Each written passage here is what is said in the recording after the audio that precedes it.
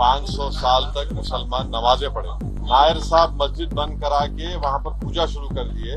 विश्व हिंदू परिषद जब फॉर्म हुई, जब तो राम मंदिर नहीं था। जो अपने आप को सेकुलर बोलते हैं वो बोल रहे हैं कि दिल्ली का मुख्यमंत्री और जो अलायंस में है, हम हर ट्यूसडे को सूरजकांत पाठ और हनुमान चालीसा स्कूल में, गवर्नमेंट स्कूल में पढ़ाएंगे। गवर्नमेंट स्कूल का कोई रिलीजन होता है क्या?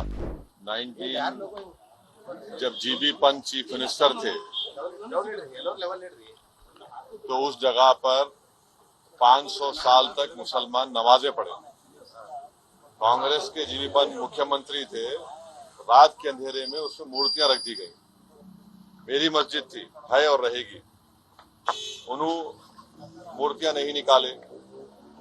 और फिर वहां पे कलेक्टर थे जिनका नाम था नायर। नायर साहब मस्जिद बंद करा के वहां पर पूजा शुरू कर दिए। और 1950s में नायर साहब जनसंघ के पहले मेंबर ऑफ पार्लियामेंट बने। फिर 1986 में लॉक्स खोले गए, बगैर मुसलमानों को सुने। बूटा सिंह शिलान्यास कर दिए।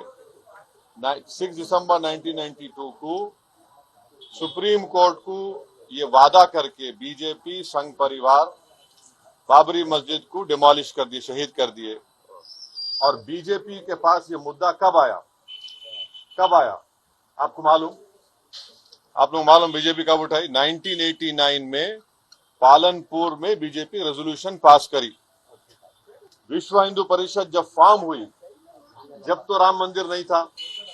महात्मा गांधी बोले क्या? महात्मा गांधी इस बारे में बोले, उन्होंने तो बहुत बड़े, उन्होंने तो हे राम बोल के मारने वाला गोली मारा उनको गोडसे, उनके जबान से ही तो निकला था। वो बोले क्या? नहीं बोले। तो ये पूरा एक सिस्टमैटिक तरीके से भारत के मुसलमानों से ये बाबरी मस्जिद को छीन लिया गया। सुप्रीम कोर्ट का यकीनन फैसला है। सुप्रीम कोर्ट हमारे मुल्क की आखिरी एपेक्स कोर्ट है। टाइटल सूट था, तो टाइटल सूट में सुप्रीम कोर्ट ने फेथ की बुनियाद पर हम ये जगह मुसलमानों को नहीं दे सकते।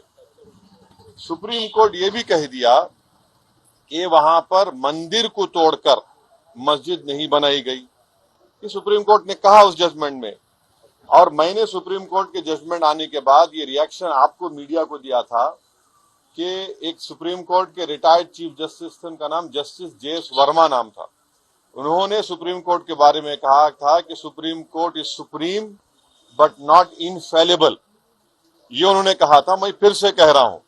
और मैंने उस वक्त ये कहा था कि ये जजमेंट आने के बाद ऐसे कई मुद्दे खुल जाएंगे जिसको अंग्रेजी में बोलते हैं Pandora box will be open. और आज आप देख रहे हैं कि हर जगह पर संघ परिवार जाकर ये बोलता है कि नहीं, यहां पर मस्जिद नहीं थी।